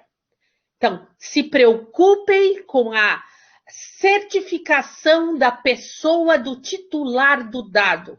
A lei não fala nisso, a resolução não fala nisso. Eu estou para escrever um artigo sobre esse tema, porque eu não encontrei nenhum no Brasil que me falasse de certificação. Então, preocupação número 1, incêndio número 1 para apagar. É isso. Você saber e ter segurança que você está dando para o José Navas a informação dele, e não de terceiro. Porque isso já criaria um incidente possível de sanção pela NPD. Mas eu tenho uma solução. Calma, não se apavore. Depois, a construção de um hot site. O hot site, vocês podem olhar o nosso, lá do TJSC. Lá tem tudo o que vocês podem imaginar não só de LGPD, porque quando se fala em proteção de dados, as pessoas têm o hábito de achar que é só LGPD. Não é. Nós temos legislações setoriais anteriores à LGPD que nós vamos continuar dialogando, Marco Civil da Internet, Cadastro Positivo, CDC, a própria Constituição, Código Civil, Código Penal. Nós temos todo um arcabouço jurídico que não deixou de existir. Ele vai conversar com a LGPD, a LGPD vai conversar com eles, talvez alguns deles tenham que fazer algumas adaptações. Então, quando eu falo em proteção de dados, eu falo nesse arcabouço jurídico, e no arcabouço jurídico não só nacional, mas também internacional. Então, tudo isso tem lá no nosso site. Nós temos todo o nosso roadmap lá, todas as definições importantes. Eu gostaria de convidar vocês para conhecer, porque a gente toda quarta-feira alimenta com uma nova informação, se a gente tem informação nova. Tem lives que eu fiz por todo o Brasil aí com vários experts e está lá disponível para vocês assistirem. Desde o ministro Cueva, Laura Schettel, Felipe Palhares, Opsi Bloom, nós temos vários, Núria Lopes, nós temos vários experts falando sobre proteção de dados e privacidade. Então, eu convido vocês para assistir. Façam esse site no Tribunal do Pará. Façam, porque vocês vão ser realmente muito reconhecidos por isso. Aliás, a 363 recomenda que se faça, agora já não é mais tanto assim uma opção, tem que fazer, né? Muito bem, depois quando você faz o site, você tem que fazer aviso de cookies, né? Muito embora a gente usasse, a gente tem que construir o aviso, colocar lá. Quando a gente fala em tribunal, a gente fez aqui em Santa Catarina um mês antes da lei entrar em vigor. A lei entrou em vigor 18 de setembro, 17 de agosto nós inauguramos essa questão que eu vou tratar agora. Nós precisamos mudar as tabelas processuais. O que significa isso? Tabelas processuais são compostas de procedimentos, classes e assuntos. Procedimentos e classes nós não temos autonomia. A autonomia pertence ao CNJ. Mas nós podemos mudar os assuntos. E foi isso que o TJSC fez. Nós incluímos na tabela o assunto processual: proteção de dados, privacidade e LGPD. Por quê e para quê? Por que é importante fazer isso? Porque um mês depois eu já sabia quantas ações os advogados tinham processado, eu consigo acompanhar as sentenças. Os advogados têm a comodidade e o conforto de direcionar o seu cliente para a apreciação do magistrado diretamente para o viés da proteção de dados, para o viés da LGPD e privacidade também. Então, a gente fez essa mudança de tabelas. Eu estou numa campanha muito grande no CNJ, para tentá-los, demovê-los, para modificar também os procedimentos de classe. Isso vai facilitar a vida de todo mundo, ainda mais no processo eletrônico que nós temos aqui. Estou quase convencendo, acho que a gente esse ano ainda não, mas para o ano que vem, talvez o CNJ já faça isso, já se convence que precisa. Bom, depois o que você precisa fazer? Uma política também de privacidade do site, você precisa construir. Essa política não é simples, ela é recheada, mas ela é um pouco mais simples na sua autorização de utilização. Apenas o presidente, o comitê, ele faz a homologação do texto e a gente manda para o presidente e o presidente homologa. Por que eu estou explicando isso? Porque a segunda política já não é assim, tá? Eu já vou explicar. Bom, depois que a gente faz aviso de cookies, site, política de privacidade do site, o que a gente tem que fazer? Um grande programa de sensibilização do tribunal. Se começa por onde? Pega-se o organograma, se começa da presidência para baixo. Como eu fiz isso? Eu fiz o ano passado, em setembro e outubro. Isso está lá no meu artigo também, tá? Vocês vão poder usufruir. Eu falava 3 vezes na semana, eu sozinha, segunda, terças e sextas, eu falava em 3 horários, às 14, às 15 e às 16. Apenas 20 minutos. Das 14 às 14h20, das 15 às 15h20, 16 às 16h20. Eu fiz isso com o Tribunal de Justiça, depois eu sensibilizei todos os juízes de primeiro grau das 500 e poucas comarcas que nós temos. Eu fiz isso em 2 meses, mas é um trabalho árduo. Você fica sem voz no final de cada mês. Mas dá para fazer, e a gente fez todo o serviço digital, né? Porque era pandemia, a gente estava todo mundo em home office. Então, esse programa de sensibilização, ele é absolutamente fundamental e indispensável para a adesão deste assunto dentro da organização. Sem isso, você não consegue caminhar. Sem isso, não dá para caminhar. Eu tenho um artigo sobre sensibilização, depois me lembre de eu passar para vocês, que é em outro livro, eu passo para vocês poderem ler e aproveitar um pouco dessa experiência. Durante essa sensibilização, eu lancei um questionário digital de 17 perguntas. Esse questionário também está lá no livro. Esse questionário não é um mapeamento, é um diagnóstico inicial. Ele era feito de forma anonimizada, eu só tinha ele de forma quantitativa, não tinha forma qualitativa na planilha de BI. Eu sabia que a diretoria tal lida mais com dado sensível do que a outra, em tantos por cento, que tantas pessoas conhecem a lei, tantas pessoas não conhecem, enfim. Mais ou menos isso para a gente tomar uma formatação, para a gente conhecer o que as pessoas da organização sabem sobre o assunto. As 17 perguntas estão disponíveis lá no artigo do meu livro da RT, onde vocês podem verificar lá como foi feito. Bom, depois disso, a gente fez uma outra política de privacidade, que é uma política institucional, que vale para o público da organização interna e externa. Fábio, me avisa se eu estiver extrapolando, mas eu já estou quase terminando. Eu vou correr aqui um pouquinho, tá?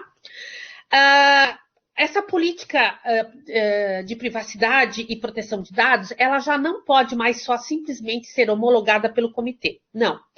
Ela é homologada pelo comitê, ela é distribuída a um desembargador do órgão especial. Esse desembargador faz toda a análise legal, vai para o órgão especial e aprova isso em plenário, para dar robustez de engajamento, para que essa legislação possa ter robustez de comprometimento de toda a organização. Por isso essa política é um pouquinho diferente da outra, um pouco menos automática do que a outra. Vocês podem olhar lá no site, tem as 2 políticas, vocês vão verificar quais são as diferenciações. Bom, depois você precisa fornecer para a tua organização cursos de capacitação. Lá atrás, a gente já capacitou o comitê. O comitê precisa desse curso de capacitação. A gente fez aqui no final de 2019. Em 3 meses, nós conseguimos fazer essa capacitação com uma profissional, uma professora, que hoje está aqui, mas ela é suíça e brasileira, a professora Andrea Willemann, e ela é DPO da União Europeia, era o único DPO que eu conhecia de carne e osso, então eu disse, é você mesmo, então você vai dar esse curso. Então ela deu. Você precisa fazer isso com a tua organização. Instituir programas de lives mensais, que é o que eu faço. Cada última quinta-feira do mês eu faço uma live, sempre com um tema diferente.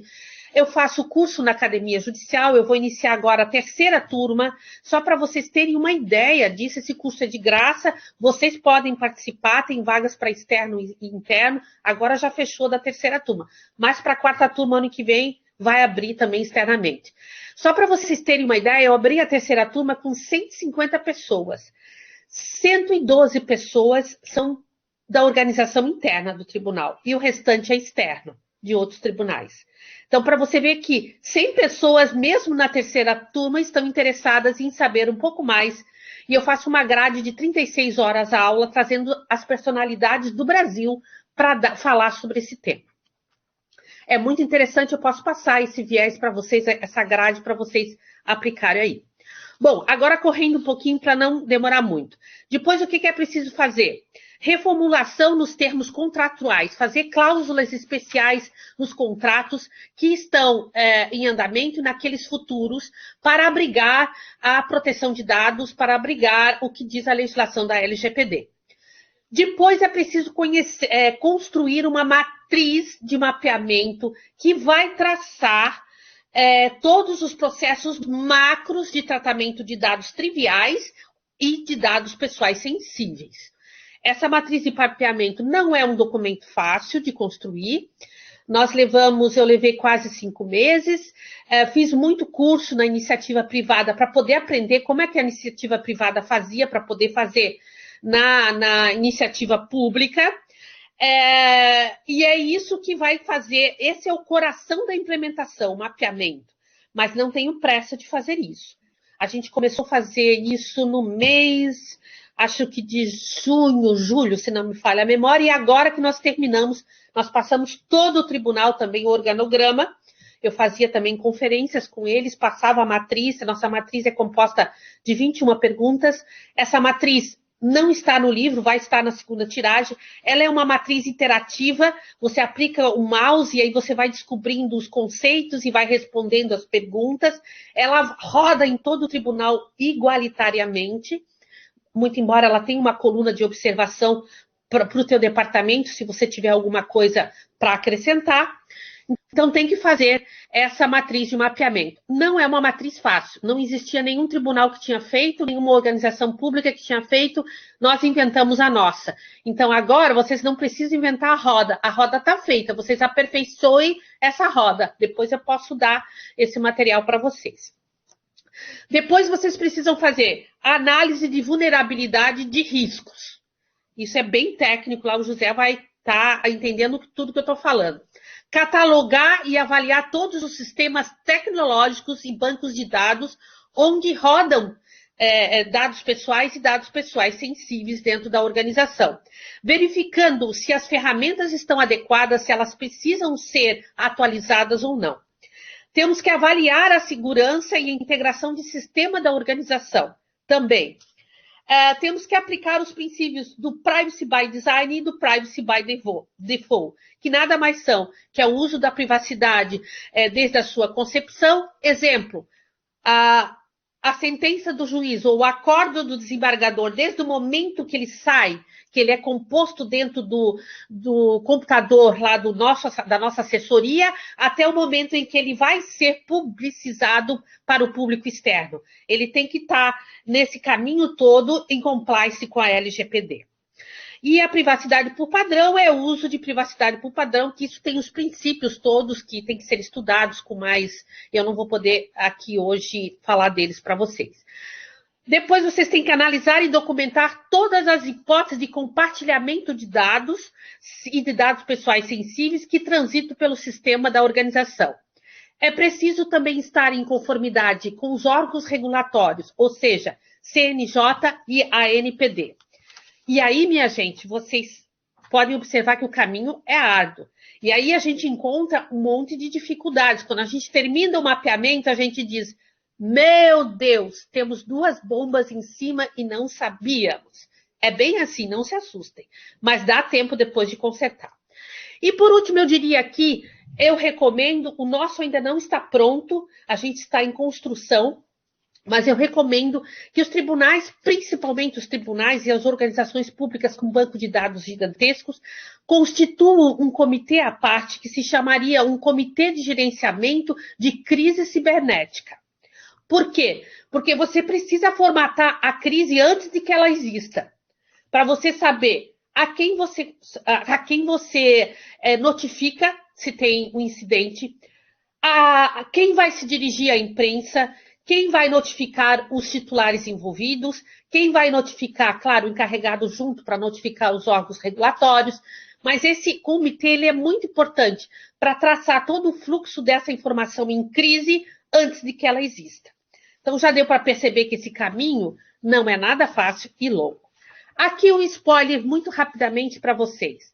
Quando eu falava lá atrás, na formatação de um formulário para o titular do dado, o canal do titular do dado, eu disse a vocês que nós não tínhamos segurança nenhuma, e realmente não tínhamos. Com base nisso, e porque eu tenho o péssimo hábito de não dormir muito à noite, tenho insônia grande, fico com a cabeça agitada, muita coisa pensando, e por causa disso, numa noite dessas, eu me atrevia a imaginar que eu poderia construir uma ferramenta. Olha a minha ousadia. No outro dia, eu reuni o meu grupo de trabalho técnico, né, meus TIs, meu pessoal da segurança, meu pequeno grupo, e perguntei se eu estava delirando com a minha ideia ou se ela era factível, se ela poderia acontecer. Porque eu ficava muito intrigada. Meu Deus, eu vou dar uma informação e eu não sei se eu estou dando a informação para a pessoa certa. Isso vai virar, dentro do tribunal, uma roda viva de incidentes de segurança.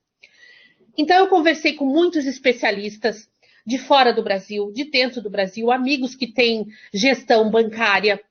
E eu disse, se nós usamos um aplicativo para o nosso banco, dentro do nosso smartphone, por que a gente não inventa um aplicativo para receber os direitos dos titulares? Gente, esse aplicativo já existe. Vocês podem baixar, tanto para Android quanto para iOS. Ele se chama LGPD JUS. Ele é um aplicativo que foi desenvolvido por nós, do tribunal, com essa ideia maluca que eu tive numa noite. E a gente juntou parcerias. A gente fez parcerias com a AMB Lab, com o Laboratório de Inovação da Associação dos Magistrados, através do Ângelo. E tudo aconteceu de uma forma muito coincidência, que nem aquelas coincidências que o Fantástico apresenta, foi bem isso. Eu fiz uma live em junho do ano passado com o Carlos Afonso, que é do ITS, é um dos idealizadores do ITS, e graças ao ITS eu comprei essa parceria com eles, e eles trouxeram uma parceria do governo da Inglaterra, através do Ministério das Relações Exteriores. Eles dispõem para o mundo inteiro de uma verba orçamentária para fomentar criações tecnológicas inovadoras no restante do mundo. Então, esse aplicativo foi construído pelo ITS com subsídio financeiro do governo da Inglaterra, custo zero do Tribunal de Justiça, e ele hoje tem uma segurança em camadas. Se você perguntar se você tem dados, é um tipo de segurança, o José vai me entender o que eu estou falando, e depois vem escalando em trilhas essa segurança. Ele foi feito em trilhas coloridas. Só para vocês terem ideia, esse aplicativo hoje está em 3 concursos nacionais de inovação como prêmio, disputando prêmio, tá? Porque ele é realmente inovador. Inclusive a construção dessas trilhas, porque quando eu pedi a formatação para o ITS, eu disse ao ITS, esse aplicativo não pode onerar o nosso titular, porque as pessoas me diziam, por que não usa lá o EGOV, por que não usa uma assinatura digital? Eu fui ver o cardápio de assinatura digital aqui no CDL de Florianópolis, o mais barato era R$585. Para as pessoas de baixa renda, gente, isso não é nem a renda dela mensal. Então, a condição que eu pedi para o ITS que fosse um aplicativo com uma linguagem para as pessoas de baixa escolaridade, que até pessoas de baixa escolaridade pudessem entender, que ele fosse inclusivo, e eu faço uma brincadeira, mas ela é muito séria, que até o índio da Amazônia pudesse usar, porque se ele não tem um smartphone ou um computador, ele vai na FUNAI e pede ajuda e consegue exercitar o seu direito. E que todas as pessoas deficientes físicos também conseguissem fazer esse tipo de utilização. Nós estamos na versão beta, ainda não temos a inclusão dos deficientes físicos, mas ela já está sendo construída para sair no início do ano que vem, na segunda versão do aplicativo. Então, isso não se pode fazer de imediato. Então, pessoal, esse aplicativo, ele te dá a segurança que você precisa, o acompanhamento real do que você precisa para a segurança da informação. Nós usamos a ferramenta blockchain. Você chega, pega a sua foto, faz a sua identificação, o meu funcionário humano faz a tua validação. Quando ele faz a validação disso, esse rastro, essa tua foto, ela some, mas ela fica lá pontuada na hash da plataforma blockchain. Então, ela diz que você entrou, que você fez a tua certificação, que tudo está ok, ela sinaliza lá, mas a tua foto já digamos, retirada fora e só fica o registro na plataforma blockchain. Esse aplicativo foi um sonho que se tornou realidade, mas que vai ajudar milhares de brasileiros, porque nós já estamos vendendo, no bom sentido, essa ideia para o CNJ, para que o CNJ unifique isso para todos os tribunais. O conselheiro Bandeira, a gente vai fazer uma apresentação para ele específica, já fizemos para o CNJ, e eu espero que todos vocês possam usá-lo, porque ele é um aplicativo de fonte aberta, vocês podem usar, vocês podem fazer com o ITS sem custo, e vocês podem particularizar a utilização como vocês querem, sem comprometer o banco de dados do tribunal. Também foi uma condição dada ao ITS, para que não houvesse problema de conexão com a plataforma de dados nossa gigantesca. Bem, pessoal, eu teria muito mais coisa a falar, mas eu queria só deixar uma mensagem final. Depois, nas perguntas, eu posso falar e dar para vocês algum exemplo da minha vida de dia a dia. Ó, minha cachorra está me requisitando, quer participar, vocês não estranhem. Eu vou deixar uma frase final aqui que eu gosto muito para iluminar a mente de vocês, para ajudar vocês positivamente. Não tenham medo da LGPD. A LGPD, José, é boa, tem os seus defeitos, mas graças a ela nós vamos construir uma nova cultura e é por isso que eu realmente tenho assim muita estima por ela.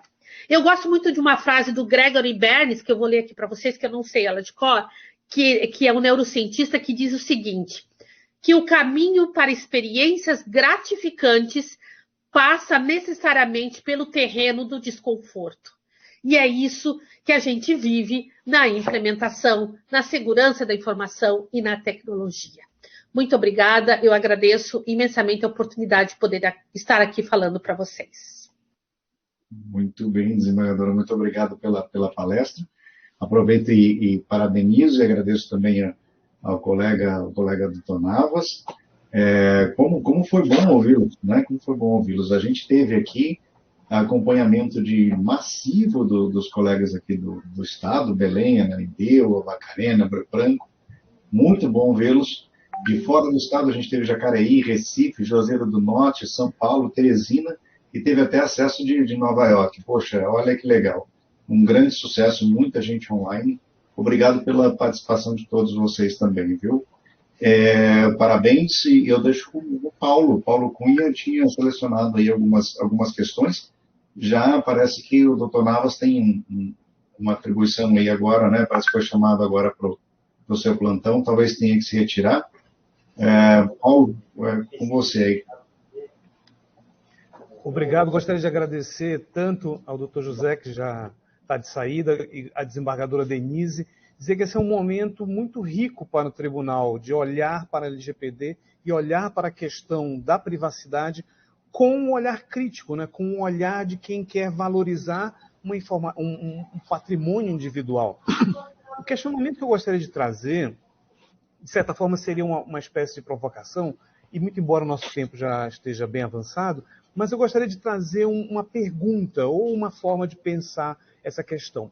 Como evitar que a implementação da LGPD no processo de proteção da privacidade e também de valorização do consentimento dos titulares, como evitar que isso, de alguma forma, atravanque os processos, tanto econômicos quanto os processos tecnológicos, uma vez que muito do que surgiu em termos de inteligência artificial, o Dr. José falou a respeito, né, dos algoritmos capazes de mimetizar o comportamento humano, eles se dão a partir dessa quantidade gigantesca de dados.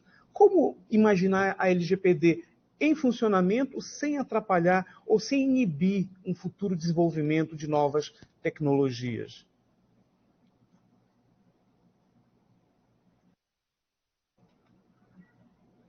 Se o José quiser falar.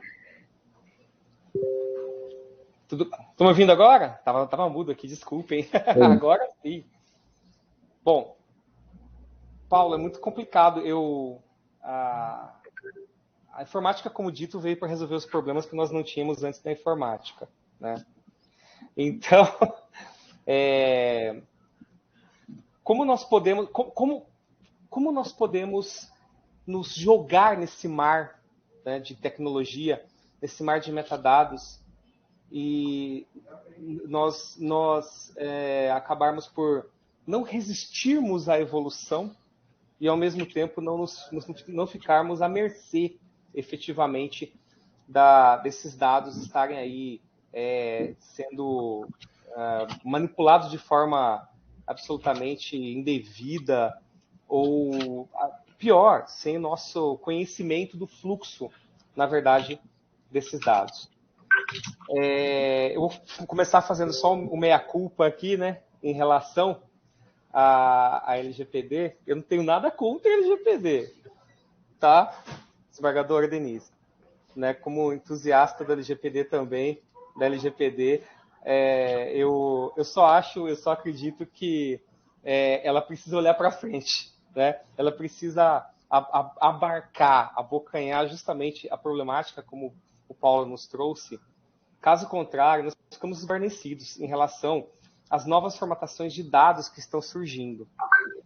E aí, em relação a toda essa questão, a problemática trazida de como nós nos lançaremos a esse mar de informação, ao mesmo tempo, não nos tornando vulneráveis a nos tornarmos o produto, já que nós não compramos algo, né? Quando você não compra o produto, você é o produto. Eu acredito que iniciativas como o Tribunal de Justiça de Santa Catarina, capitaneado a iniciativa pela desembargadora Denise, elas precisam se multiplicar, não tem outra forma. Tá? A proteção não é feita por lei, a proteção não é feita pelo sistema, a proteção será feita por pessoas. Tá? Pessoas que pensam. E mais do que pensam, pessoas que fazem. A desembargadora Denise, ela faz. E isso é muito raro hoje, em termos de Brasil. Isso é muito raro em termos de mundo. Deveria ser a regra, mas nós sabemos que, infelizmente, é a exceção. É muito mais fácil nós nos acomodarmos, especialmente quando nós temos uma posição ou um acesso. Eu achei muito válida a colocação da desembargadora em relação a que vamos nomear os nossos controladores ou DPO, enfim, né, os players, a partir da cúpula. Por quê? Porque a cúpula tem acesso. A cúpula faz transformação metafísica. Tá? Não adianta você colocar um corpo técnico, seja para legislar ou para aplicar. Se você não tiver acesso, eu vou usar uma palavra de forma, eu não quero ser pejorativo, tá? Se você não tiver acesso político para provocar mudança com essa força chamada política, que é a maior força que existe transformadora hoje no mundo, é a boa política. Porque política é bom, né? Infelizmente desvirtuada. Tá? Você não vai conseguir fazer nada. Então, começando a resposta de forma mais mais ampla um pouco, como fazer para que nós possamos nos aventurar nesse mar de técnicas para isso tem várias, né? Nós temos desde VPNs, firewalls, antivírus. A gente poderia fazer aqui, né, falar um monte de nerdice, né, em relação às técnicas, mas mais do que as nerdices. De nada adianta as nerdices, porque nós não podemos viver no mundo Mad Max, em que cada um faz sua própria gasolina. Tá? Isso não existe, o mundo é integrado. Tá? Nós precisamos promover a alteração metafísica da forma, dos meios, dos conceitos. Quando nós temos iniciativas como essa, em relação à moldagem da LGPD, da operacionalidade da LGPD, como a desembargadora Denise fez e aplicou com sua equipe, transformando realmente a instituição, a título de exemplo, nós, os tutelados, tá, estamos já a 50%, 60% do caminho andado. Eu vejo que esse é o começo de tudo. Essa é a verdade. Gente, eu preciso me ausentar. Eu agradeço muito a oportunidade, mas o dever me chamou. Né? Eu preciso me ausentar aqui, eu estou com uma ocorrência em andamento. Bom, ok. Muito obrigado. Obrigada. Meu amigo, muito obrigado. Obrigado muito pela sua participação. Atingiu o propósito que nós queríamos, né? Dialética, o e-diálogos funcionou como gostaria. Obrigado pela sua participação e nos vemos mais tarde, nos vemos depois. Desembargadora Denise. José, foi um prazer enorme conhecer vocês.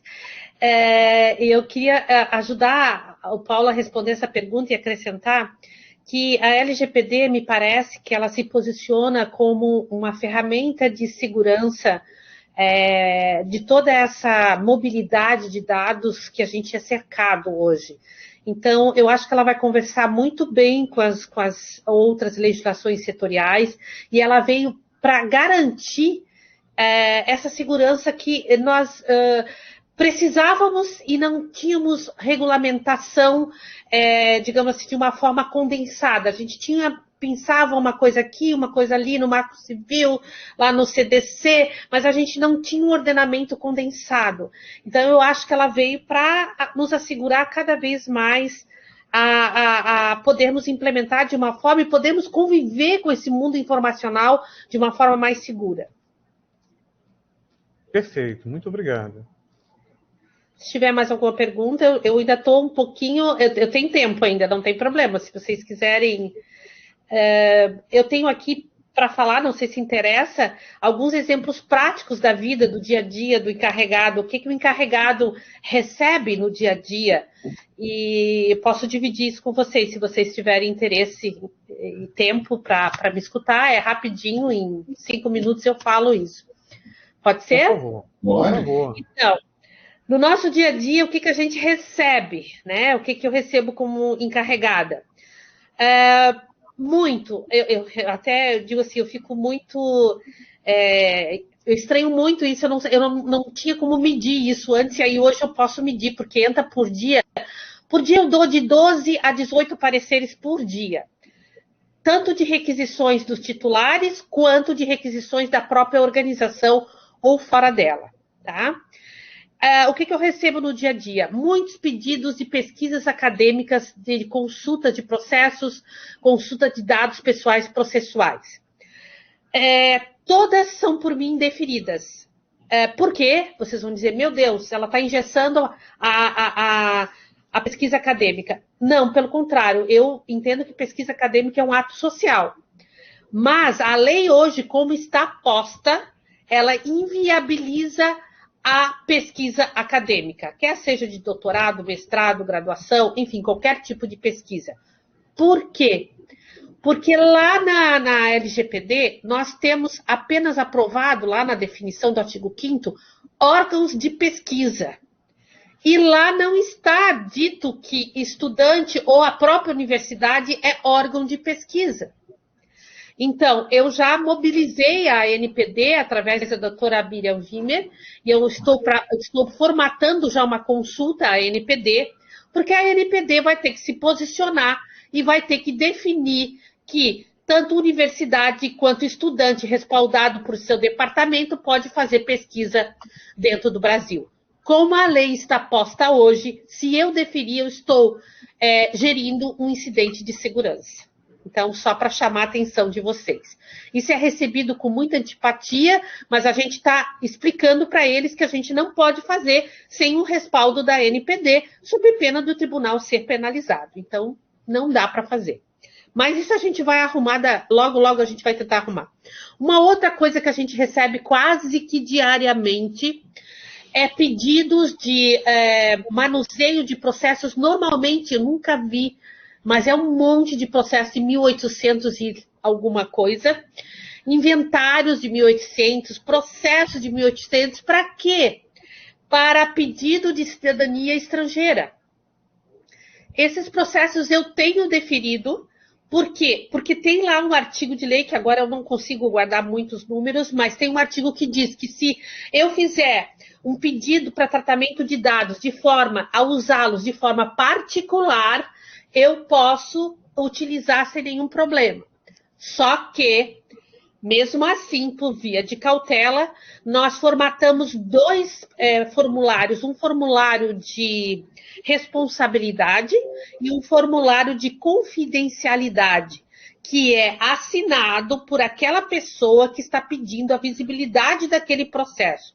Se ela passar aquela informação além do que ela precisa passar para pedir a cidadania para outro departamento, ela pode vir a ser responsabilizada. Então, esses pedidos são pedidos diários, vocês vão receber, assim, de quilos esses pedidos. Aqui, uma advertência.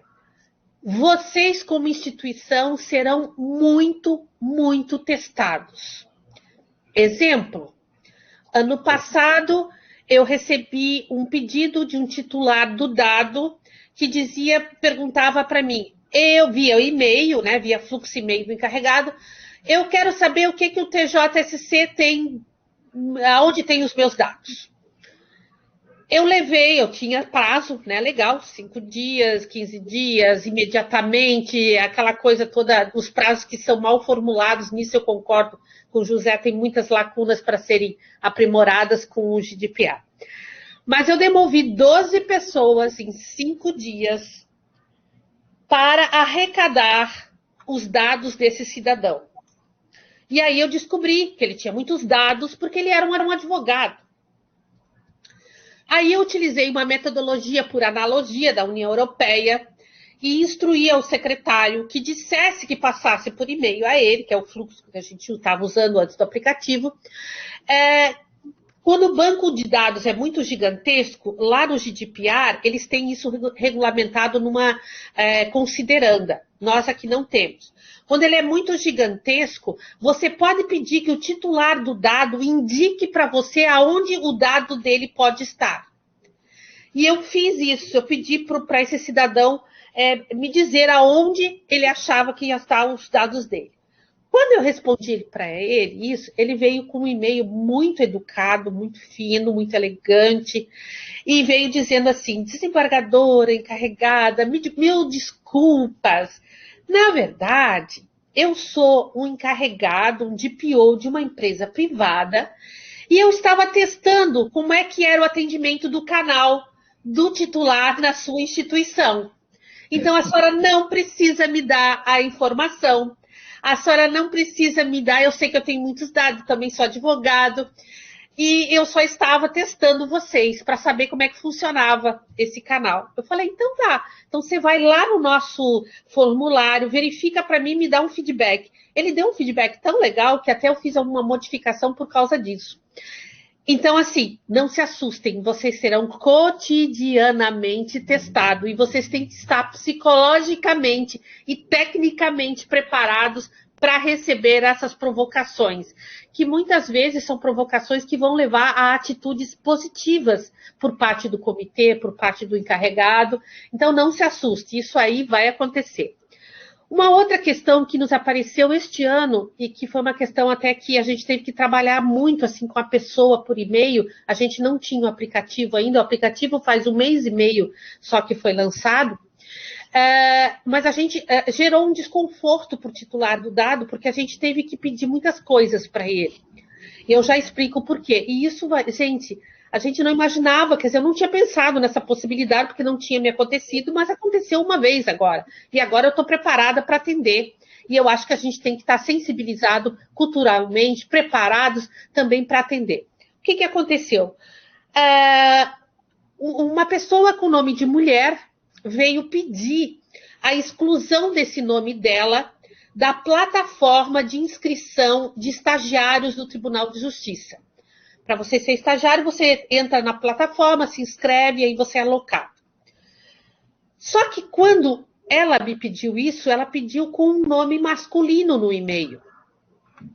E eu estranhei. Eu disse, olha, aquela preocupação de você não dar uma informação para terceiros, né? De dar para o João a do João e para a Maria. Eu disse, olha, faz o seguinte, secretário, pede lá para bater a foto com o documento e mandar essa foto via canal do encarregado. A pessoa se revelou um homem, de barba, bigode, mas com traços eminentemente femininos. Eu disse, estamos diante de uma questão de nome social, de transgênero. Pedi que o secretário explicasse, porque essas pessoas já são por demais, assim, sofrem por demais preconceitos, então a gente não pode dar para elas a mesma resposta que o mundo dá, a gente tem que ser delicado, a gente tem que ser coração aberto, tem que saber explicar, e ele se incomodou muito com essa nossa pergunta, e aí eu pedi para ele bater uma outra foto com outro documento dele feminino, ele bateu a foto, compreendeu que era uma regra que a gente tinha que seguir para a segurança até das informações. E tudo isso foi feito, graças a Deus, com muita cordialidade, muita elegância, e nós conseguimos, no final, eliminar esse rastro de nome feminino que ele ainda tinha e que ele queria simplesmente apagar, excluir da plataforma. Então, nós temos que lidar com os transgêneros, temos que lidar com os nomes sociais, porque isso é real, isso existe, e essas pessoas merecem toda a nossa delicadeza, toda a nossa atenção especial para lidar com esse trânsito de dados que ele não quer mais que exista para a vida dele. Então, muita atenção também com essas questões. Outra questão a gente recebeu do CNJ, que é um dos nossos órgãos regulatórios. Eu gosto de contar isso porque a gente está vivendo ainda em pandemia. E esse pedido foi feito no início deste ano, pelo Ministério da Cidadania, via CNJ. Ministério da Cidadania oficiou o CNJ oficiou todos os tribunais, acredito que o Tribunal do Pará também deve ter recebido isso. Oficiou para quê? Para que o tribunal desse toda a plataforma de dados referenciais a todos os servidores, a todos os terceirizados e, principalmente, de todos os estagiários. Para quê? Para que o Ministério da Cidadania pudesse conferir se o auxílio emergencial da Covid tinha sido dado ou não de forma inadequada. Quando eu olhei aquele pedido, eu fiz isso que você está fazendo, Fábio. Eu olhei assim, é engraçado, isso aqui não está legal. E aí reuni o juiz assessor aqui da nossa presidência e disse a ele, olha, vamos falar com o presidente. O meu parecer vai ser pelo indeferimento. Primeiro, porque as bases legais são diferentes. Segundo, elas são conflitantes. Terceiro, eu não vou expor dados dos meus servidores e funcionários se o Ministério da Cidadania já possui dados da plataforma maior, que é da Receita Federal, da própria Caixa Econômica, e lá ele consegue ver. Ele utilizar de dados compartilhados dos tribunais para verificar se o auxílio emergencial está ou não, foi dado ou não. Bom, gente, a questão é que o representante do nosso controlador, nosso presidente, assinou junto comigo, porque eu disse, vamos assinar junto, né? 2 assinaturas, né? Vamos mandar para o CNJ. Mandamos, inferindo o pedido até hoje não recebemos nenhuma, eu gosto de falar baixo, não recebemos nenhuma reclamação, mas não compartilhamos o nosso banco de dados, nem para o CNJ nesta via. Outras questões são convênios de operadoras eletrônicas e companhias de água. A gente está recebendo muito parecer do próprio tribunal, das diretorias específicas, e principalmente de telefonia, há muita infração com a LGPD. Eles precisam fazer uma modelagem que eles, por exemplo, informem qual é a finalidade para o titular desses dados telefônicos, que eles estão compartilhando com o Tribunal de Justiça por causa disso. É preciso que isso fique muito claro no compor o convênio, no compor esses contratos de aderência desses departamentos. E, por último, eu falaria do selo digital dos cartórios extrajudiciais, porque nesse trabalho que eu venho desenvolvendo tanto no CNJ quanto aqui, a gente já sensibilizou, nós já temos o provimento 24, que eu ajudei a construir aqui em Santa Catarina, que dá também o norte para as serventias fazerem a sua compliance da lei. O selo digital, nós vamos descobrir que ele mostra informações totais. Por exemplo, eu acesso o seu nome, eu acesso o Fábio Pova, eu sei que o Fábio Pova fez uma escritura de compra e venda com esse e aquele detalhe, e nós precisamos modificar essa plataforma do selo digital para só compartilhar esses dados com as pessoas interessadas e com os dados externos, aí ter uma plataforma de segurança. Então, é mais ou menos isso a minha vida do dia a dia. São de 12 a 15 processos por dia que eu tenho que dar o meu parecer. Então, se quiserem fazer alguma pergunta a respeito... Uau! Desembargadora, quanta produção! Quanta experiência! Obrigado por dividir tudo isso conosco. Foi super feliz de descobrir que algumas coisas aqui, uma grande parte, a gente já andou fazendo. Quantas boas dicas, né, a senhora já nos deu para a gente prosseguir a nossa jornada aqui no comitê, no TJPA. E feliz também da senhora ter falado sobre uma coisa muito importante, né, que é classe, assunto, movimento, e que já está trabalhando para isso implementado, né, na classe, nos assuntos, né, que a gente tem possibilidade de modificar o movimento, mas tem algumas, o CNJ nos deixa engessado em relação a algumas coisas. E por fim, a citação da doutora Miriam, né, da NPD, né, da Autoridade Nacional de Proteção de Dados, porque ela foi convidada conosco e vem nos próximos webinários. Olha que coincidência, que delícia, parece que as coisas casaram, né, juntaram aí muito bem com a fala da senhora, e depois ela vai poder vir falar pela Autoridade Nacional. Cobrem dela. Oi? Cobrem dela essa liberação, essa regulamentação da NPD para pesquisa, senão os nossos estudantes vão ficar inviabilizados, sim. Sabe? Sim. E olha que coincidência, olha quanta coisa boa que ocorreu das consultas que a gente teve. Acho que tivemos duas aqui, e nós nos manifestamos enquanto comitê, coordenado pelo desembargador Luiz Neto.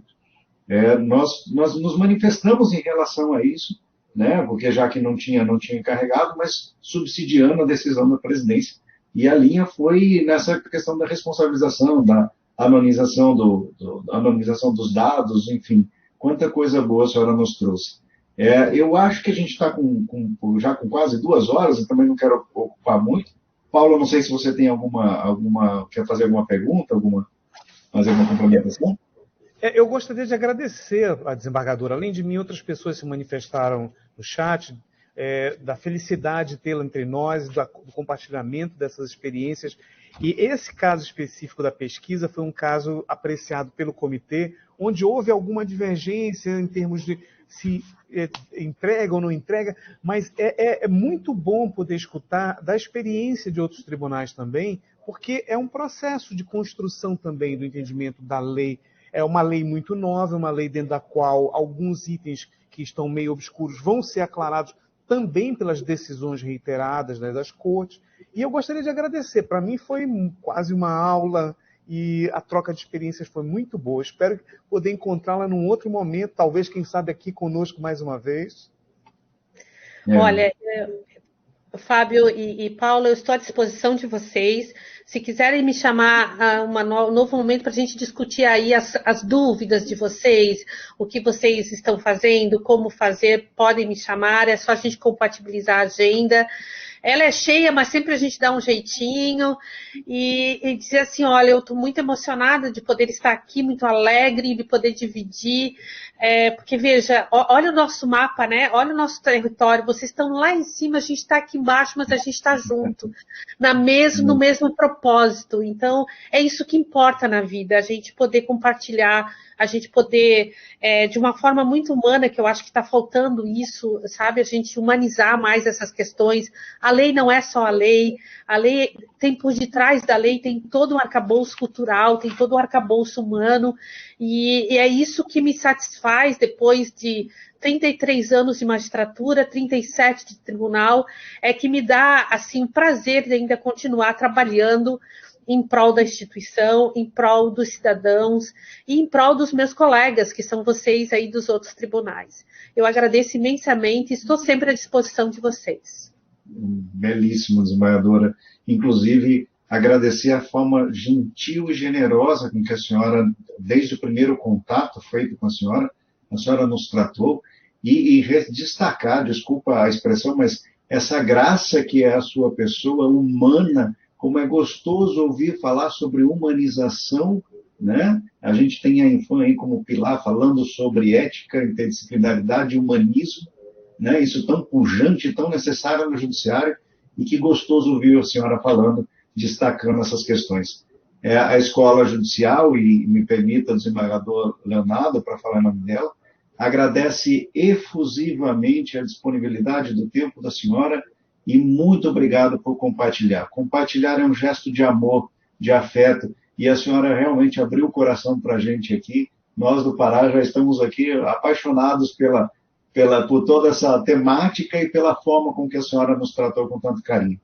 Eu agora despeço de todos e tenham todos uma boa noite, saúde e proteção, né? Continuem todos nos protegendo.